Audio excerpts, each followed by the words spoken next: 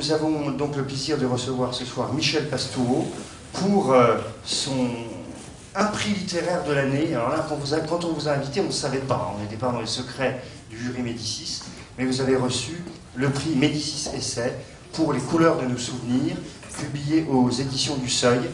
On va parler de ce livre maintenant. Je voudrais tout de même rappeler que vous êtes un historien réputé, un spécialiste d'héraldique et un historien des couleurs.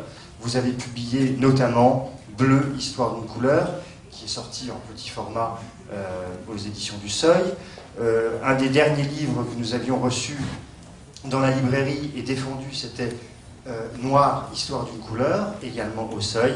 Et puis, vous avez publié également, parallèlement au livre dont nous allons parler aujourd'hui, aux éditions du Chêne, Couleurs, voilà, toutes les couleurs du monde, en 350 photos.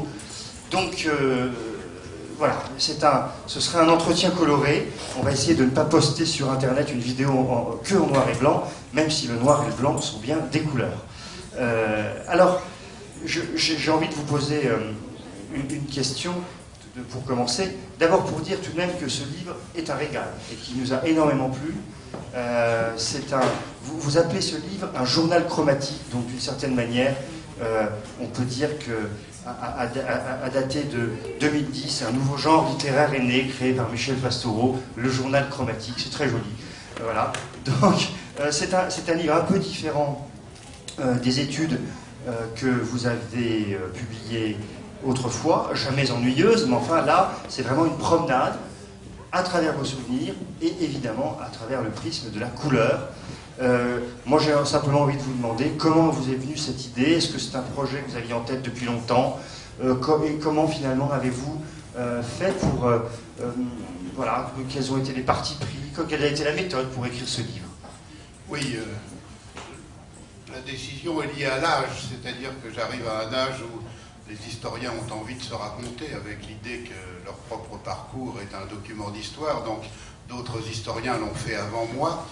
Et étant spécialiste des couleurs, j'ai eu envie de me raconter par la couleur, non pas par narcissisme, pas seulement par narcissisme, mais aussi pour essayer d'apporter quelques témoignages sur les rapports entre couleurs et société sur 5 ou 6 décennies, c'est-à-dire depuis mon enfance jusqu'à aujourd'hui, et mettre en valeur tout ce qui a pu changer dans le domaine de la couleur, mais aussi tout ce qui n'a pas changé. Et il y a beaucoup de choses qui n'ont pas changé, contrairement à ce qu'on pourrait croire.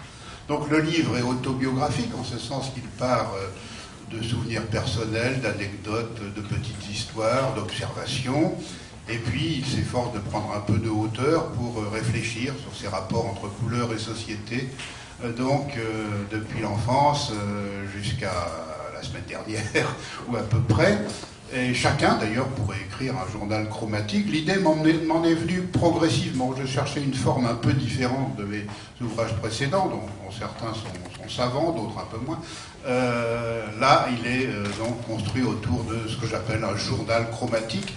J'ai quand même mis un peu d'ordre. J'ai distingué en 7 chapitres le vêtement, le sport, la vie quotidienne, le vocabulaire, les emblèmes et les symboles, les mythes et les croyances, et les goûts. Ça fait 7 domaines où la couleur est concernée, et c'est toujours sous l'angle de l'histoire sociale des couleurs. Moi, je pense que les problèmes de la couleur sont d'abord des problèmes de société. Donc, à chaque fois, je pars d'un témoignage ou d'une petite anecdote, et puis j'essaye de prendre une hauteur de vue pour ouvrir un certain nombre de pistes. Évidemment, comme tout historien, je suis partial. L'idée qu'un historien est impartial, c'est une idée absurde. Tout historien est partial, et parfois il est injuste. Par exemple, moi, ma fille me l'a fait remarquer, je n'aime pas le violet. J'ai dit beaucoup du mal du violet dans ce livre. Je le regrette un peu pour tous ceux qui aiment le violet. C'est vrai, mais vous avez mis de votre côté les enfants, puisque vous expliquez que les enfants n'aiment pas le violet. Voilà, c'est une expérience qui m'est arrivée il y a 5 ou 6 ans. Je vais de temps en temps parler devant des enfants, dans des écoles primaires. La couleur, ça rend bavard, non seulement les adultes, mais aussi les enfants. Donc ils ont beaucoup de choses à m'apprendre sur les couleurs qu'ils aiment, les couleurs qu'ils n'aiment pas, telle ou telle idée qu'ils associent à telle ou telle couleur. Donc, pour ma venue dans cette classe, les enfants avaient 8-9 ans. La maîtresse avait fait 5 équipes, les rouges, les bleus, les jaunes, les verts et les violets, avait demandé aux enfants de se ranger dans une équipe, filles et garçons, et aucun ne voulait aller dans l'équipe des violets. Donc pour moi, c'était tout à fait intéressant. Donc je les ai fait parler, pourquoi pas de violets? Et les réponses étaient assez variées, mais on pourrait les regrouper en 3 catégories. Il y a ceux qui ont dit le violet, ce n'est pas pour les enfants. Une petite fille a même précisé qu'une amie de sa grand-mère avait les cheveux violets. Il y a ceux qui ont dit... Grand-mère bonne, peut-être. Oh, ça devait être des reflets violacés. La majorité a dit le violet, c'est pas une vraie couleur. Ils sentaient que ce n'était pas sur le même plan que rouge, vert, jaune, bleu. Ça m'a fait très plaisir parce que je suis un grand ennemi de la théorie des couleurs primaires et des couleurs complémentaires qui fait descendre le vert d'un cran par rapport au jaune, au bleu et au rouge, qui est absurde du point de vue socioculturel. Les enfants ne mettent pas le vert et le violet sur le même plan. Ils introduisent une différence. Et puis, un garçon a dit que c'était son secret. Il ne voulait pas dire pourquoi il ne voulait pas aller dans l'équipe des violets. Alors, j'ai décidé de le laisser avec son secret, mais ses camarades l'ont forcé à avouer son secret. Et il a dit tout bas, comme ça, le violet, ça porte malheur. Et tous les autres ont renchéri. Oui, oui, le violet, ça porte malheur. Je ne sais pas trop où ils ont été chercher ça, mais ça semblait une évidence. Et donc, j'étais extrêmement content de tout ce qu'ils m'ont raconté ensuite sur les couleurs, les associations surtout entre couleurs et idées, couleurs et sentiments, couleurs et tel ou tel événement ou occasion. On peut faire les mêmes expériences bien sûr avec les adultes, mais donc dès l'âge de 8 ans, les enfants ont beaucoup à dire sur les couleurs. Alors, qu'est-ce que c'est qu'une couleur? Et vous commencez finalement votre livre avec cette question, et vous refermez aussi le livre sur cette interrogation. Qu'est-ce qu'une couleur? Et vous, au fond, vous dites qu'une couleur, vous dites que c'est un concept, c'est une idée, mais en même temps, vous parlez à un autre endroit du livre, notamment dans l'opposition entre dessin et couleur, le fait que pour beaucoup, la couleur est finalement plus importante que le dessin, parce que c'est la sensation. Alors c'est une idée, c'est une sensation, c'est quand même pas très facile à définir. C'est même presque impossible. Hein. On peut donner des définitions de la couleur, mais pas une définition univoque. Il m'arrive de temps en temps de participer à des colloques pluridisciplinaires autour de la couleur. Alors il y a des physiciens, des chimistes, des peintres, des sociologues, des linguistes, des historiens, des musiciens, des anthropologues. Nous sommes tous très contents de nous retrouver pour parler des couleurs, mais au bout de 3 minutes, on a compris qu'on ne parlait pas de la même chose. Le divorce, notamment, est très grand entre les sciences dures et les sciences humaines. On ne peut pas donner une définition univoque. Moi qui suis historien, je sais très bien qu'au fil des siècles, on a donné de la couleur des définitions différentes. On a d'abord fait de la couleur une matière, une enveloppe. Le mot couleur, color en latin d'ailleurs, se rattache à une famille de mots qui signifie habillé, enveloppé, caché, dissimulé. C'est une deuxième peau, la couleur. Ensuite, on en a fait une fraction de la lumière. C'est la définition que les physiciens ont gardée encore aujourd'hui. Ça se mesure en longueur d'onde. Et puis plus récemment, on en a fait une sensation, hein, la sensation d'un effet coloré reçu par l'œil, apprécié par le cerveau, etc. Donc matière, lumière, sensation, la couleur et tout ça. Et elle est autre chose encore. Je me suis aperçu au fil de mes enquêtes, et surtout en parlant à la radio d'ailleurs, que on peut très bien parler des couleurs sans les montrer. Elles existent quand même. Il n'y a pas besoin de les matérialiser. Ça ne gêne absolument personne. Donc matière, lumière, oui, mais il y a quelque chose qui précède. Et je pense que les couleurs sont des notions abstraites, des idées, des concepts, des catégories, comme dirait Aristote. Ensuite, ce sont des mots. Et pour en parler, nous sommes complètement prisonniers des mots. Et ensuite seulement, ce sont des matières ou des lumières ou des sensations. Je mettrai cet ordre-là. Mais évidemment, un chimiste assis à cette même place tiendrait sur la couleur des propos un peu différents et tout aussi pertinents, bien sûr. Il y a vraiment plusieurs façons d'appréhender les couleurs. Mais quand un physicien m'explique que le vert, c'est la couleur qui se définit entre telle longueur d'onde et telle longueur d'onde comme fraction de la lumière, moi, spécialiste des sciences humaines, qu'est-ce que je peux faire avec une telle définition? Ça ne me sert absolument à rien. Pour étudier l'histoire des couleurs, les rapports entre couleurs et société, la symbolique des couleurs, c'est une définition de physicien. Voilà, c'est une parmi d'autres. Et si on quitte l'Occident et qu'on va vers d'autres cultures, on s'aperçoit que les définitions de l'Occident ne sont pas du tout partagées par la planète entière. C'était vrai, c'était pas vrai autrefois, c'est pas vrai encore aujourd'hui. Faut être lucide. Alors, avant d'aller picorer quelques souvenirs et quelques idées au gré de votre livre, quelques mots peut-être sur l'histoire des couleurs dont vous parlez aussi dans votre ouvrage.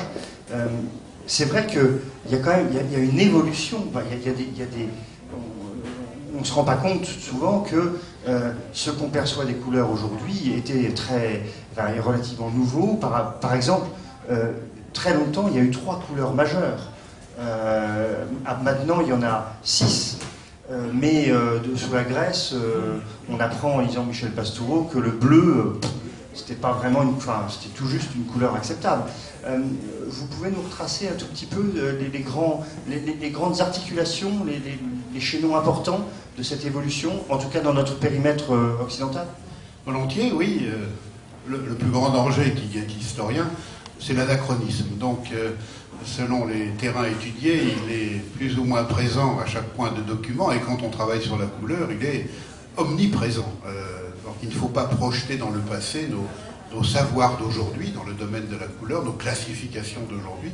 Ce n'étaient pas les savoirs et les classifications des sociétés qui nous ont précédés, et ce ne seront pas les savoirs des sociétés qui vont nous suivre. Il faut être lucide.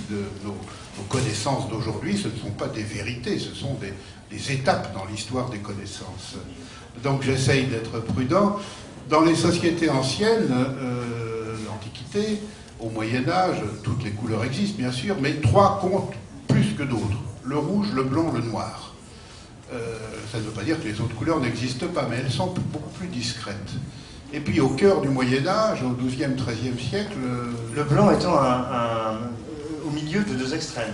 Voilà, c'est le blanc et les 2 contraires du blanc. Blanc-rouge d'un côté, qui est peut-être le groupe de contraires le plus fort dans les sociétés anciennes, et blanc-noir de l'autre. Ça fait au fond 2 axes. Un axe de lumière, blanc-noir c'est clair-sombre, et un axe de densité, blanc-rouge c'est non coloré et coloré. Dans beaucoup de langues, d'ailleurs, c'est le même mot pour dire rouge et en couleur, ou rouge et beau, comme dans les langues slaves. À Moscou, la place rouge, c'est la belle place, c'est pas la place communiste, elle est déjà rouge à l'époque des tsars. Donc blanc, rouge, noir, c'est une triade très importante qui laisse beaucoup de traces dans les fables, dans les contes, tout tourne autour de ces 3 couleurs polaires. Et puis au cœur du Moyen-Âge, à l'époque féodale, 3 autres couleurs connaissent une certaine promotion et on passe de 3 couleurs de base à 6 couleurs de base. Le jaune, le vert et surtout le bleu, que j'ai étudié dans ce livre, j'ai étudié la révolution bleue des XIIe et XIIIe siècles, sont promus et on passe donc de 3 couleurs à 6 couleurs, blanc, rouge, noir, vert, jaune, bleu. Et au fond, du point de vue social et culturel, ça n'a plus évolué. Aujourd'hui, il y a bien 6 couleurs de base. Interrogez n'importe quel enfant, faites-lui nommer des couleurs, il va nommer ces 6-là, et après il va commencer à cafouiller. Il y a les couleurs du 2e rang. Le violet, l'orangé, le brun, le rose et le gris. Ça fait 5 couleurs du 2e rang. Avec une 6e dont vous dites qu'elle est peut-être en train de se... Voilà, équilibrer les choses. 6 plus 5, ça fait 11. 11, c'est vraiment pas un nombre symbolique. Donc, si on veut un système par 12, il faut une 6e couleur du second rang. Et je pense que le beige, dans nos sociétés contemporaines, pourrait occuper cette place. Mais après, il n'y a plus rien. Il n'y a plus que des nuances, et des nuances de nuances. Mais ça n'a pas grand sens d'essayer de construire une histoire du rouge grenat, du framboise écrasé, du bleu pétrole.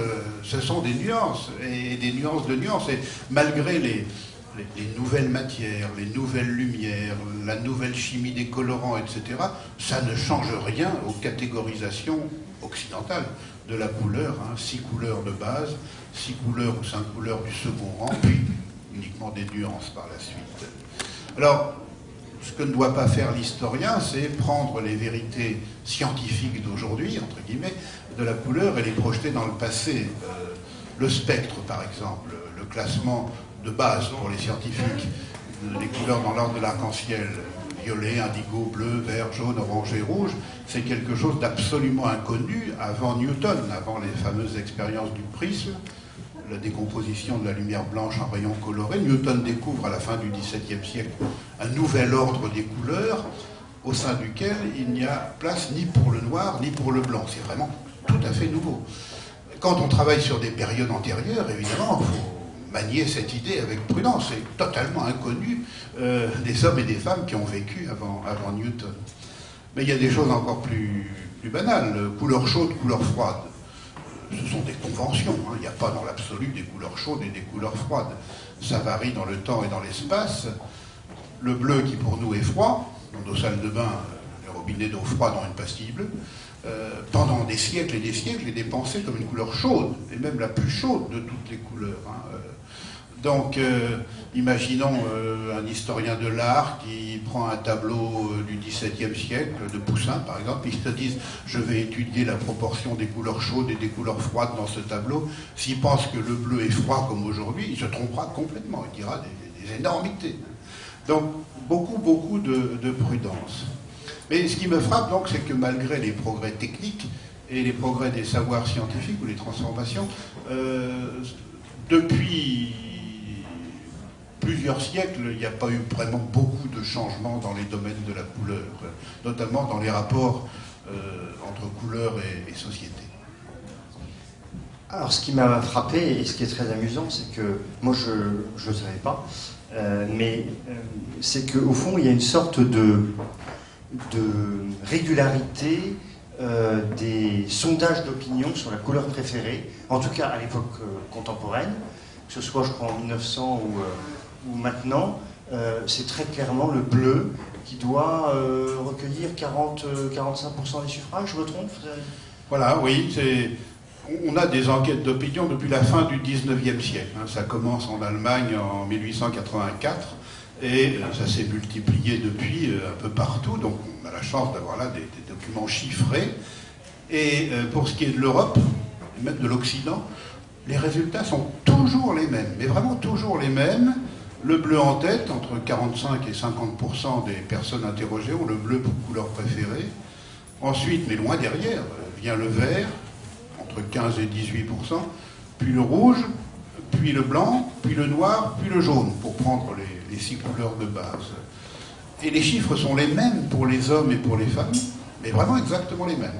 Les mêmes selon les différentes classes d'âge et les différentes catégories socio-professionnelles, les mêmes en Sicile et en Norvège, au Portugal et en Pologne. L'Europe fait bloc autour de la couleur bleue. En revanche, si on fait des enquêtes du même genre au Japon ou même en Amérique du Sud, ça donne des résultats tout à fait différents. Donc pour l'historien, c'est fascinant de voir que depuis la fin du 19e siècle jusqu'à aujourd'hui, les résultats n'ont pas changé malgré les nouvelles matières, les nouvelles lumières, l'apparition de l'électricité, les bouleversements sociaux. Tout ça n'a aucun impact sur ce type d'enquête, ce qui est assez étonnant d'un côté, peut-être réjouissant de l'autre. Je peux vous assurer que dans 10 ans, les résultats n'auront pas changé non plus, malgré les mutations techniques qui sont à venir. Donc, dans le domaine de la couleur, les phénomènes sont de longue durée, mais ils sont culturels. Au Japon, les résultats sont tout à fait différents et sont assez stables d'ailleurs. Je ne connais les chiffres que depuis la dernière guerre mondiale, mais ça ne bouge pas, c'est toujours le blanc en tête devant le rouge, puis le rose, qui chez nous est très très mal placé, mais au Japon, couleur très aimée, puis le noir, le bleu qui en tête en Europe et loin au Japon occupe une place assez faible dans la vie quotidienne, et il n'est ni aimé ni détesté. Donc voilà, des chiffres tout à fait différents, et si on pouvait en faire en Afrique noire ou en Asie centrale de telles enquêtes, ça donnerait encore d'autres résultats. Alors, la couleur préférée de Michel Pastoureau est le vert. Voilà, c'est le vert, oui, tout à fait. Depuis toujours? Aussi loin que je me souvienne, oui, j'ai aimé la couleur verte, enfant, petit enfant même, j'aimais le vert, presque toutes les nuances du vert. C'est à la fois un problème de coloration, j'aime les colorations vertes, spécialement les verts foncés, et j'aime énormément le mot vert. Je trouve qu'en français c'est un mot magnifique et ça joue beaucoup hein, dans nos goûts. La musique du mot, la mythologie du mot. D'ailleurs, je peux vous raconter une anecdote qui n'est pas dans le livre, mais j'aime bien discuter avec les marchands de couleurs, teinturiers ou produits pour peintres, pour artistes peintres. Et près de chez moi, il y a la maison Sennelier, qui est la plus grande à Paris, et un des vieux vendeurs qui maintenant a pris sa retraite me racontait beaucoup d'anecdotes, et notamment que lorsqu'un client entre dans la boutique, donc c'est un artiste peintre, il vient acheter de la couleur en poudre, en tube, en godet, etc. On lui montre un nuancier. Et sur le nuancier, il n'y a absolument rien d'écrit. Ni nom, ni numéro. Il n'y a que des taches. Alors le client, qui est artiste, il met son doigt, je voudrais ce bleu-là.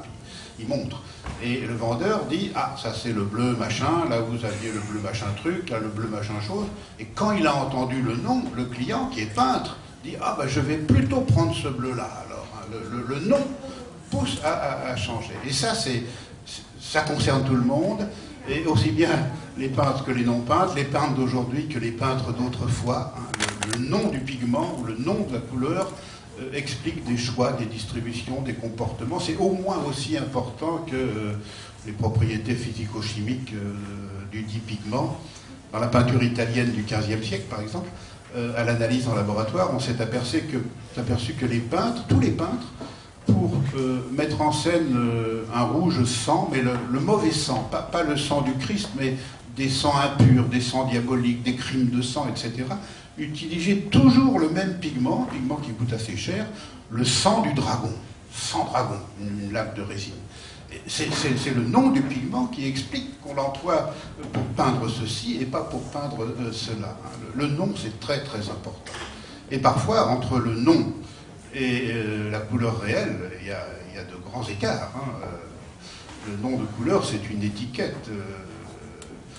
Nous disons tous dans cette salle vin blanc tous les jours pour qualifier un vin qui n'a absolument rien de blanc, mais vraiment absolument rien de blanc. Hein.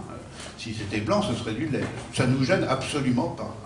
Et dans les documents du passé, c'est rempli de choses comme ça, où il y a écart entre la couleur montrée ou la couleur nommée et la couleur réelle, et parfois la couleur perçue. Ça fait un système à trois pôles qui rend les choses complexes. Et on dit le vin jaune, mais en fait c'est le goût de jaune plus que la couleur. Voilà, oui. Et pour les vins foncés, pour les vins rouges, selon les langues et les pays, il peut être rouge, il peut être bleu, il peut être noir. Donc les mots ne s'emboîtent pas avec la couleur réelle des êtres et des choses, si tant est que cet adjectif réel ait une signification, il faut le mettre entre guillemets.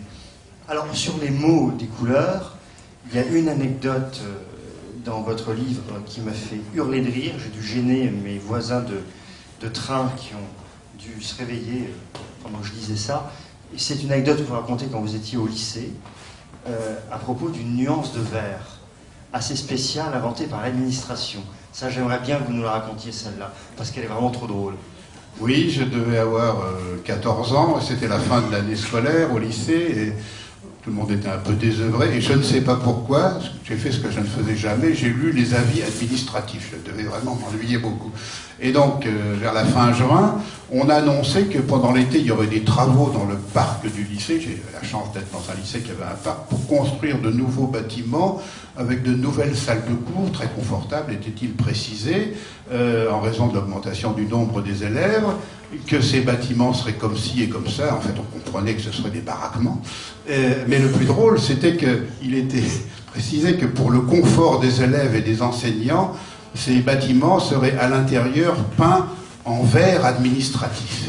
Vert administratif. Et il n'y avait pas d'explication sur la nuance de ce vert. J'étais jeune, mais je jubilais, j'ai appelé mes camarades, j'ai raconté à mes parents, etc. Vert administratif. Mais malheureusement, nous n'avons pas su ce que c'était, parce que les 10 bâtiments n'ont pas été réalisés pendant l'été, et à la rentrée, personne n'a vu ce qu'était le vert administratif.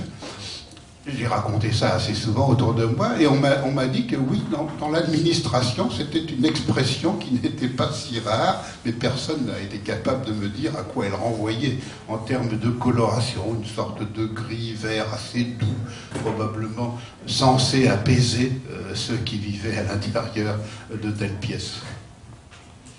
Voilà, c'est comme quoi l'inventivité de l'administration française est parfois surprenante. Alors, vous avez effectivement, vous le disiez, découpé votre promenade dans vos souvenirs en plusieurs thèmes. Alors, il y a le thème du vêtement, on va essayer de picorer un peu à droite et à gauche. Il y a le thème du vêtement. Bon, évidemment, le vêtement, la couleur du vêtement est très importante. Il y a une histoire de blazer que vous racontez avec la question de bleu marine. C'est un moment assez touchant, d'ailleurs, de votre livre, parce que vous montrez comment un enfant peut être touché par le fait qu'on lui fasse porter une couleur qui n'est pas exactement celle qu'il aime. Alors voilà, l'histoire du blazer. Oui. Assez jeune, j'ai eu une forte sensibilité aux couleurs. J'ai eu la chance de naître dans une famille où il y avait des artistes peintres. J'avais 3 grands-oncles qui étaient peintres et mon père avait plusieurs amis artistes peintres, donc j'ai joué enfant dans des ateliers d'artistes qui sont des terrains de jeu magnifiques pour un jeune enfant. On peut faire toutes sortes de bêtises et de cochonneries avec des vieux tubes, de l'eau, etc. Donc j'ai eu la sensibilité aux couleurs assez forte, et dans ma famille on disait que je faisais de temps en temps des caprices chromatiques. Et donc j'en raconte un à propos d'un blazer. Ça doit être la première veste qu'on m'ait offerte. J'avais 12 ans, c'était pour aller à un mariage, et avec ma mère et ma tante, j'allais dans le magasin pour jeunes adolescents, et il y avait des blazers droits et des blazers croisés, bleu marine. Et moi, je voulais un blazer croisé parce que je trouvais que ça faisait officier de marine, bien sûr. Et le vendeur, j'aimerais bien le retrouver, ce vendeur, a dit à ma mère que j'étais un peu dodu pour avoir un blazer croisé, et qu'un blazer droit serait mieux venu. Et moi, j'avais remarqué que les blazers droits étaient un tout petit peu moins marines que les blazers croisés. Et ça, c'était pas possible, non.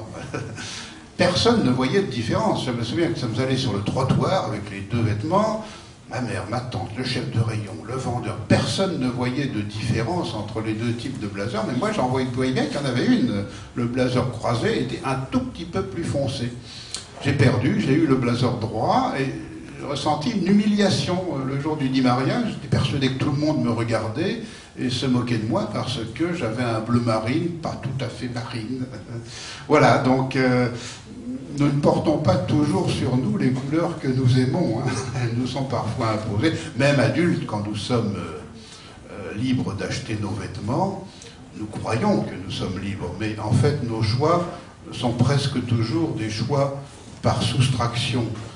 Étant entendu que j'entre dans un magasin, je veux m'acheter une veste verte, il n'y a pas de veste verte, je ressors avec une veste bleue, ça veut dire que je n'ai pas choisi ce qui me plaisait le plus, j'ai choisi, ou ce qui m'aurait plu le plus, j'ai choisi ce qui me déplaisait le moins par rapport à ce qu'on me proposait. Et ce n'est pas du tout la même chose. Hein. Et tous nos comportements de consommateurs, ou presque, sont construits comme ça. Donc je m'emporte parfois contre sociologues et surtout psychologues qui se livrent à des considérations par rapport aux couleurs de nos vêtements, pensant que nous portons des couleurs que nous aimons, alors que c'est beaucoup plus compliqué que ça et que les problèmes ne se posent pas de cette façon-là. Ça ne veut pas dire que nous portons des couleurs que nous n'aimons pas, mais non, le problème ne se pose pas ainsi. Bon, moi qui suis un homme corpulent, qu'il ait toujours été, j'ai tendance à m'habiller en couleurs foncées avec l'idée qu'elles sont amincissantes. Ça ne veut pas dire que je les aime. Ça ne veut pas dire non plus que je les aime pas, mais les problèmes ne sont pas de cette nature. Alors, la couleur, bon, le vêtement, il y a d'autres exemples que vous découvrirez, pour ceux qui n'ont pas encore lu, en lisant le livre de Michel Pastoureau. Pour ceux qui sont arrivés, il s'agit de Les couleurs de nos souvenirs, publié aux éditions du Seuil et qui a reçu, il y a quelques semaines, le prix Médicis Essai. Les couleurs, c'est aussi, évidemment, l'univers de notre vie quotidienne. On a touché un ou deux mots tout à l'heure en parlant du vin blanc, du vin rouge, etc. Dans la vie quotidienne, Vous disiez tout à l'heure, on ne porte pas toujours des habits avec la couleur qu'on aime le plus. Il y a la même chose avec les voitures. Vous dites une sorte de paradoxe avec les voitures. Parce que quand un petit garçon joue aux petites voitures, il veut la voiture rouge, souvent rouge quand même. Mais en fait, on n'arrive jamais à avoir la teinte qu'on veut pour une voiture, c'est ça? Oui, c'est pareil, ce sont des choix par soustraction, peut-être là, des soustractions encore plus grandes. Hein. Vous achetez une voiture neuve, ce qui est très rare quand même dans une vie, on vous montre un nuancier, 50 teintes, magnifique, vous dites je voudrais ça pour la carrosserie. Ah, là, il y a un supplément de prix. Ah bon, alors ça, là, il faut attendre 6 mois. Ah bon, ça c'est incompatible avec telle option que vous aviez choisie. Alors le choix se réduit. À la fin, il n'y a plus que 3 teintes possibles. On prend celle qui nous déplaît le moins, mais c'est pas du tout celle qu'on aurait aimée au départ. Là encore, il s'agit de choix par élimination, et c'est extrêmement fréquent. Tandis que l'enfant, avec ses petites voitures, il a des possibilités de choix un petit peu plus grandes. Peut-être que ce qu'il voudrait n'existe pas, mais quand même. Donc, là encore, hein, faire des enquêtes d'opinion et des statistiques d'après la couleur de la carrosserie, prudence. Alors, il y a un autre domaine où la couleur est très importante, c'est la nourriture. Moi, je suis persuadé que, quand même, dans le dégoût des enfants pour les légumes verts, il n'y a pas que le goût des haricots verts ou des épinards, il y a la couleur. Je ne sais pas, manger du vert, ça doit être bizarre. Il faut devenir un adulte un peu domestiqué pour commencer à manger du vert. C'est vrai, tout à l'heure, j'ai dit que dans les enquêtes d'opinion sur la notion de couleur préférée, les résultats étaient exactement les mêmes pour les différentes classes d'âge. Il faut apporter une nuance. Les jeunes enfants, avant l'adolescence, ont des goûts un petit peu différents et bleu, rouge et jaune viennent en tête.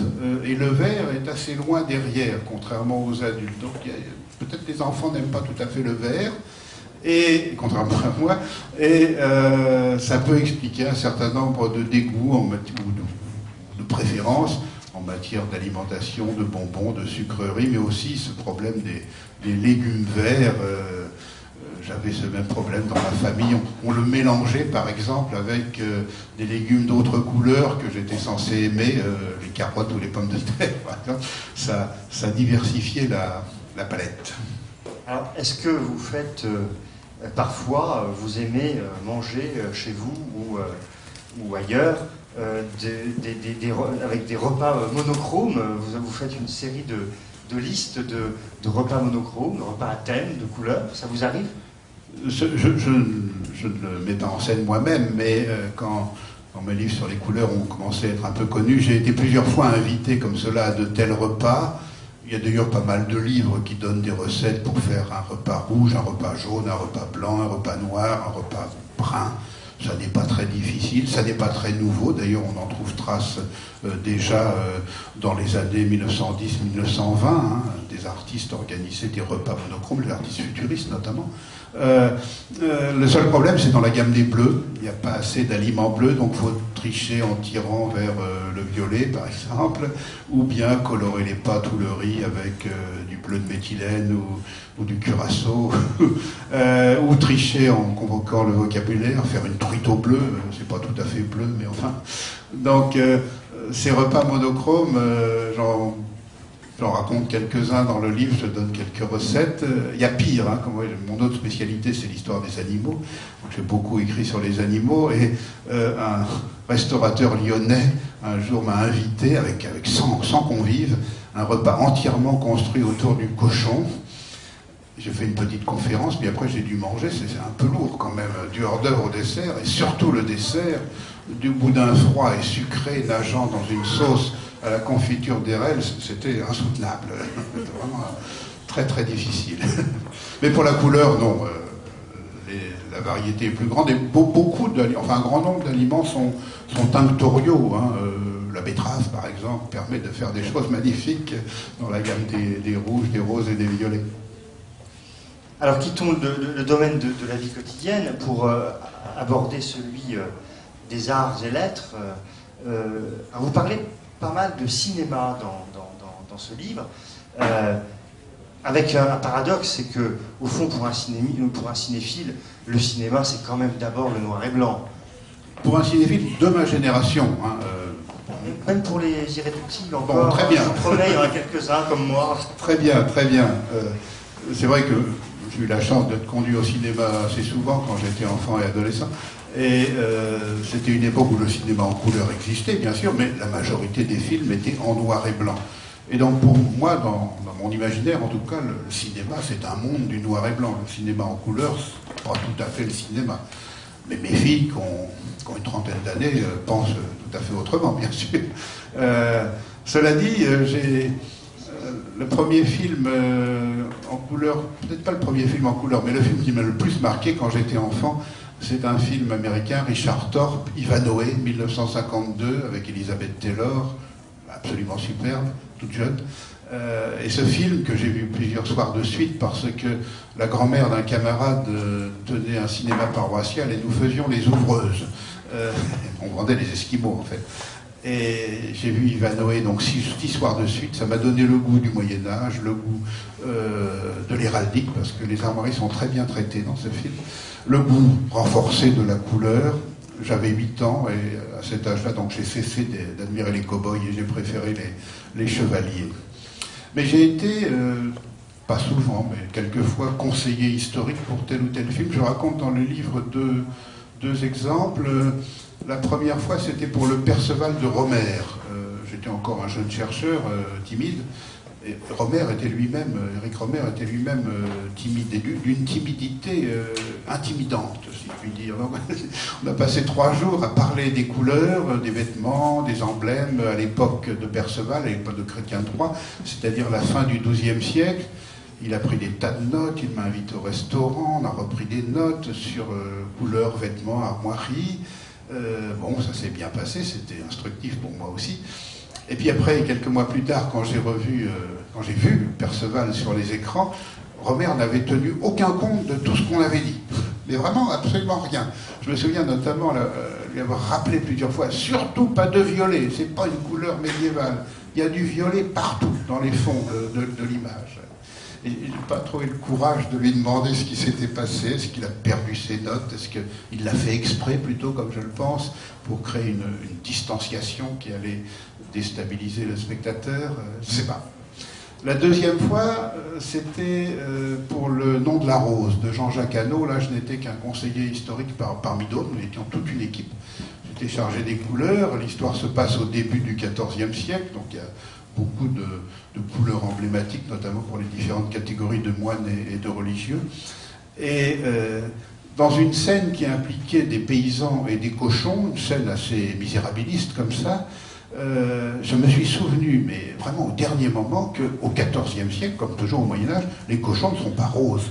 Ils sont noirs, ils sont gris, ils sont tachetés. Il faut attendre le XVIIIe siècle pour avoir des cochons rouges en Europe. Donc je l'ai dit au régisseur qui a prévenu Jean-Jacques Hano, c'était trop tard pour trouver des cochons noirs. Alors on les a peints. On a peint la robe des cochons avec de la peinture en bombe qui tenait mal et les animaux se sont frottés, roulés, ça a fait des cochonneries, si je puis dire, monstrueuses. Et le metteur en scène jubilait parce qu'il voulait une scène un peu gore, et alors là, il était servi, avec ces cochons à moitié peints qui dégoulinaient, mais qui étaient quand même dans une gamme sombre, ça évitait l'anachronisme du cochon rose. Alors, on peut pas clore ce chapitre des arts sans parler de Vermeer, dont vous parlez dans le livre, parce que je crois que c'est votre peintre préféré. Et là, sur le plan de la couleur et de la lumière, parce que là on retrouve quand même le lien profond entre la couleur et la lumière, est-ce qu'on a fait mieux que Vermeer? Oui, c'est mon peintre préféré. Ça l'était déjà quand j'étais, pas enfant, mais disons adolescent. Mon père avait une belle bibliothèque, il y avait beaucoup d'ouvrages d'histoire de l'art. J'ai d'abord connu Vermeer par des reproductions, médiocres sans doute, mais ça me le faisait déjà aimer. Quand j'ai vu des vrais Vermeer, ça n'a fait que renforcer mon goût. C'est assez banal d'ailleurs d'avoir Vermeer pour peintre préféré. Les palmarès, évidemment, n'ont aucun sens, mais très très nombreux sont les amateurs, les critiques, les historiens de l'art qui ont Vermeer pour peintre préféré. Et chez lui, il y a une sorte de magie de la lumière et de la couleur qu'on n'arrive pas bien à expliquer, parce que quand on analyse les pigments, il a exactement les mêmes pigments que ses contemporains néerlandais du XVIIe siècle, mais il a une façon de les travailler, de faire jouer les jaunes, notamment chez lui, il n'y a pas que Proust qui les dit, le petit pan de mur jaune, en écho avec les bleus, les blancs qui sont pas très nombreux mais qui équilibrent tous les tableaux, les blancs et les gris clairs surtout. Bref, il y a une musique vermeerienne qu'on a du mal à expliquer, un rapport à la lumière qu'on comprend un peu mieux dans sa façon de mettre la touche en scène. Ce qu'il faut savoir, c'est il était aubergiste de son métier, hein. C'était un peintre pas tout à fait professionnel, mais c'était quand même le peintre le plus cher de son temps, hein. Les contemporains avaient compris qu'il y avait là quelqu'un d'absolument exceptionnel. Après, il y a une période un peu d'oubli entre sa mort et les années 1860-1880, puis la gloire que l'on sait, qui est presque excessive même aujourd'hui. Mais dans le livre, je donne un autre exemple de quelqu'un qui aime beaucoup Vermeer, c'est Dali. Je fais allusion à un livre pas très connu de Dali, 50 secrets magiques pour construire un tableau, pas tout à fait le titre, mais c'est presque ça, où il donne des notes à quelques grands peintres. Il y a 9 paramètres, il y a la couleur, le dessin, l'imagination, ce qu'il appelle le génie, etc. Et alors c'est jubilatoire, parce que donc, le plus grand peintre, celui qui a la meilleure note pour lui, c'est Vermeer, devant Raphaël, rien d'étonnant. On dénote nul Meissonnier, Manet, qu'il n'aime pas, c'est étrange, mais surtout Mondrian, qui est sa bête noire, Mondrian c'est abominable. Et ce qui est intéressant, c'est de comparer les notes qu'il donne à Picasso et à lui-même, Dali. Et alors, du point de vue des couleurs, il reconnaît que ni lui ni Picasso ne sont de grands coloristes, ce qui est vrai. Mais ce qui me fait le plus rire, c'est la note originalité. Alors, originalité, Dali à 19 et Picasso à 7. Pas 0, 7. 7 sur 20. C'est tout ça magnifique. Alors, passons au sport, si vous voulez bien. En lisant votre livre, je me faisais cette réflexion qu'effectivement, la couleur est partout dans le sport, ne serait-ce que pour distinguer les deux équipes. D'ailleurs, quand il y avait les télés noir et blanc, c'était encore plus complexe à régler, parce que du coup, un rouge et un bleu foncé il fallait vraiment qu'il y ait des contrastes très saisissants. Mais quand on y pense, là aussi, le mot l'emporte sur la sensation. Quand l'équipe de France joue en blanc et que tout le monde hurle « Allez les bleus », c'est amusant. Exactement, oui, c'est l'écart entre la couleur réelle et la couleur nommée.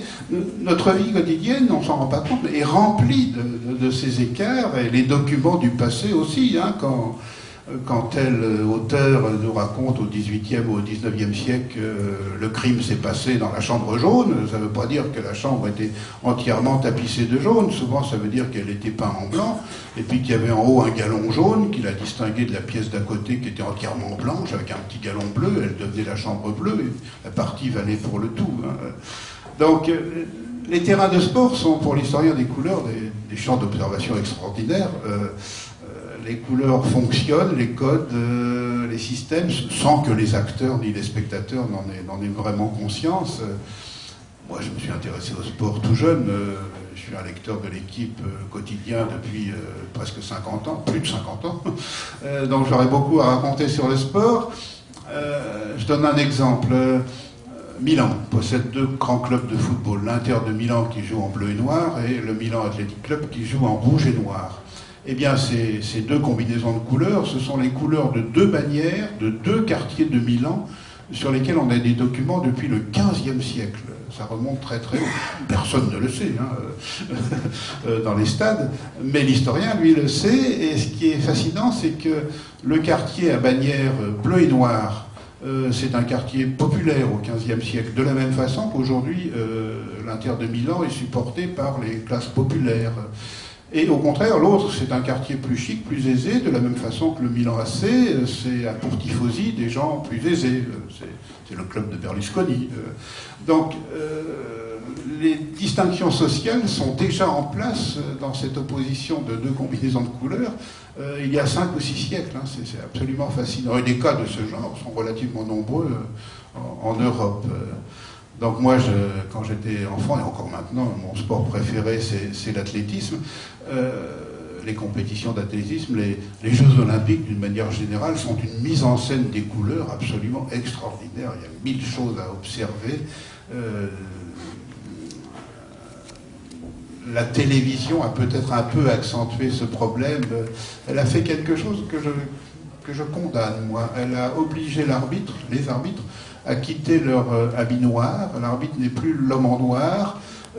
Mais au rugby d'abord, au football ensuite, puis dans d'autres sports, les arbitres se sont vêtus de rouge, de vert, de jaune. Je suis persuadé qu'en quittant le noir, ils ont perdu une partie de leur autorité. Et que s'il y a autant de contestations aujourd'hui et de critiques des arbitres, c'est en partie dû à cette perte de l'habit noir.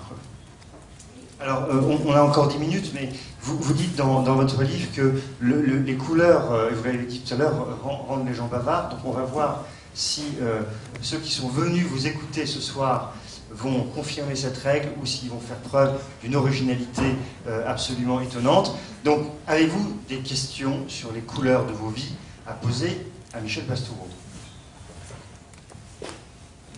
Le public de la procure est très original. Il faut parler parce que le livre dit que les couleurs rendent bavard. Soyez bavard. Ah, voilà, ça y est. Alors, monsieur et ensuite madame. Allez-y. Ah, vous avez le doigt le premier, alors j'ai fait une entorse à la galanterie. Ah bah ça marche pas. Si, ça marche. Voilà, bonsoir.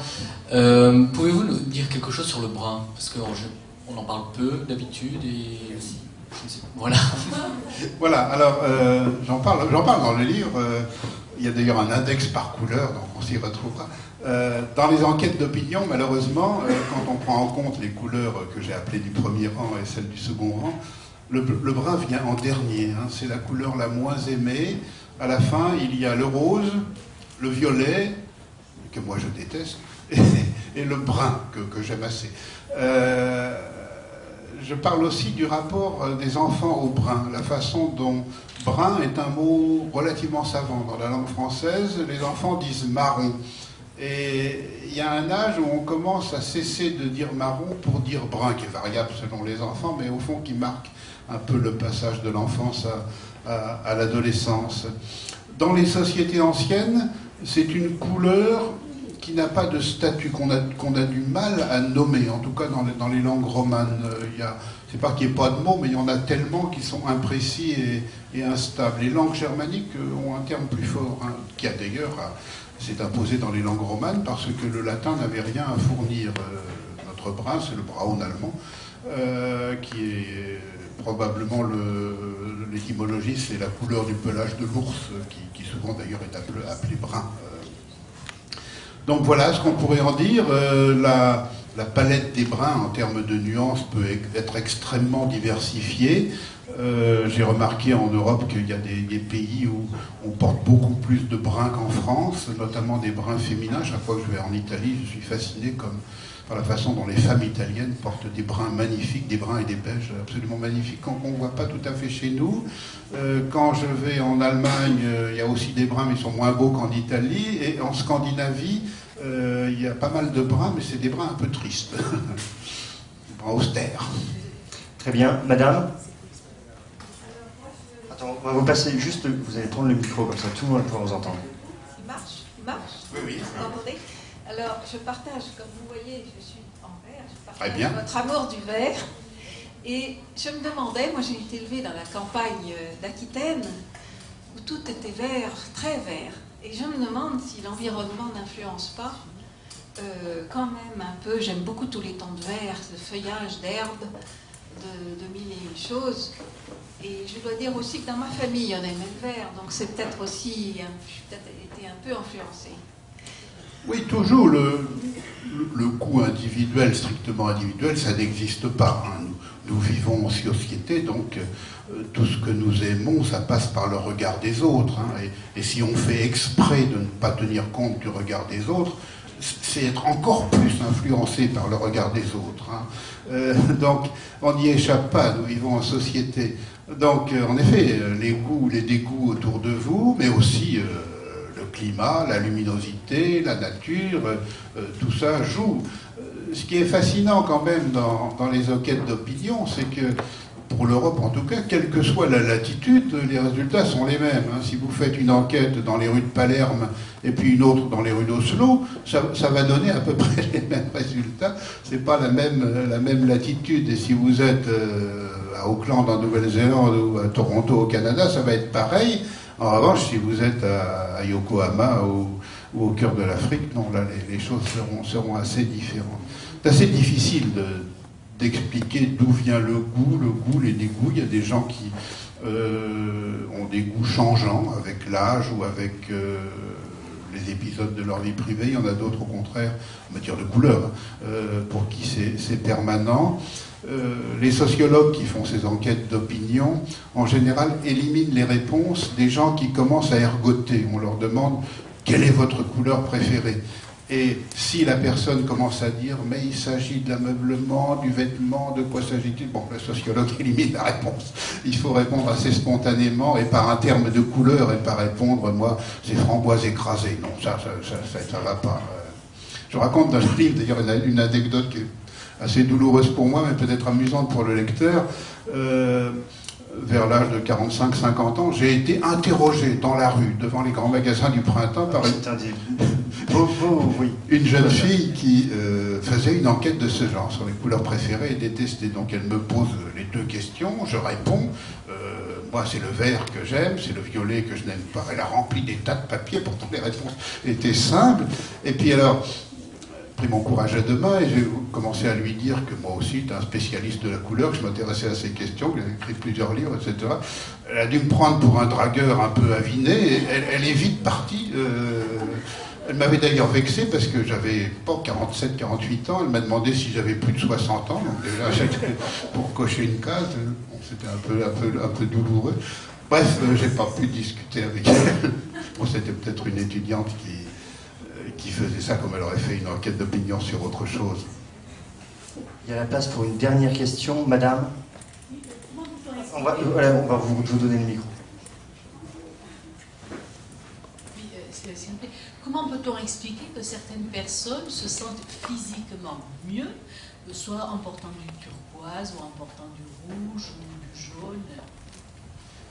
On peut l'expliquer par l'habitude qu'elles ont de porter du rouge ou du turquoise ou du jaune. Il n'y a pas, enfin, moi je ne crois pas aux explications physiologiques, aux effets des couleurs proprement dites. Je crois aux explications culturelles. En Occident, le bleu est calmant, donc on peint les chambres d'hôpitaux en bleu, on emballe de bleu les médicaments apaisants et calmants, et les dopants en orangé, et les laxatifs en brun, etc. Ce sont des codes culturels, mais à force de vivre dedans, nous les ressentons. Mais ce qui est vrai pour nous ne le sera pas pour quelqu'un venant d'un autre continent et d'une autre culture. Et puis individuellement, nous avons nos habitudes, les ambiances colorées dans lesquelles nous nous sentons bien et d'autres moins bien. Elles ne sont pas les mêmes pour tout le monde. Donc je ne pense pas qu'on puisse aller beaucoup plus loin dans les explications. Mais vous aurez des chromopsychologues qui vous donneront des explications un peu plus savantes ou délirantes du côté de l'ésotérisme ou de la symbolique cachée des couleurs et je ne sais quoi. Donc, tout ça, moi, ça ne m'intéresse pas. De même, je suis assez réticent avec ce qu'on appelle la chromothérapie, c'est-à-dire des couleurs qui aident à guérir certaines affections. C'est pas que je n'y crois pas, mais souvent... ce sont des lumières qui sont concernées, ce ne sont pas des couleurs, ce sont des longueurs d'onde qui ont des effets guérisseurs sur notamment des blessures, des brûlures, des maladies de peau. On fait tomber une certaine intensité lumineuse pendant une certaine durée sur une peau malade. Ça correspond à telle ou telle longueur d'onde en matière de spectre, mais c'est la lumière qui est concernée, c'est pas vraiment la couleur. Il m'est arrivé d'entendre des personnes dire qu'elles se sentaient plus épanouies quand elles sont habillées ou en jaune ou en rouge. ou en turquoise ou en vert, que physiquement elle se sentait mieux. Mais j'y crois tout Mais à fait. elle ne les voit pas, ces couleurs, puisqu'elles les ont sur elle. Oui, mais elles imaginent quel peut être le regard des autres sur elles. Hein. Moi, je peux vous assurer qu'avec ma corpulence, que si j'étais entièrement vêtu de jaune, je ne verrais pas le jaune, mais je me sentirais très très mal, parce que je serais, où que je sois, je serais le seul à être habillé entièrement de jaune, et j'aurais l'impression d'être monstrueux du point de vue du volume. Le gris foncé est amincissant, du moins je le crois. Hein. Donc, bien sûr, c'est pas faux, hein, ça nous concerne tous, nous avons des couleurs dans lesquelles nous nous sentons mieux, mais ça n'a rien d'extraordinaire, si je puis dire. Bien, nous allons arrêter là. Moi, je voudrais vous dire que... Enfin, je vous engage vraiment à lire Les couleurs de nos souvenirs de Michel Pastoureau. C'est certainement le livre le plus jubilatoire que j'ai lu depuis très longtemps. Je ne crois pas qu'on puisse faire de plus beau compliment. En tout cas, quand un lecteur est dans la joie, c'est formidable. Donc merci beaucoup Michel Pastoureau d'être venu à la procure ce soir. Merci à vous pour votre accueil et pour tous ces compliments. Voilà, non, mais c'était bien très sincère. Plaisir à l'auteur, bien sûr. Bien sincère. Et en tout cas, on arrête les Jolis de la procure jusqu'à la fin de l'année. Et nous nous retrouvons le 13 janvier dans un autre genre, mais avec un très grand philosophe du politique, Pierre Manin.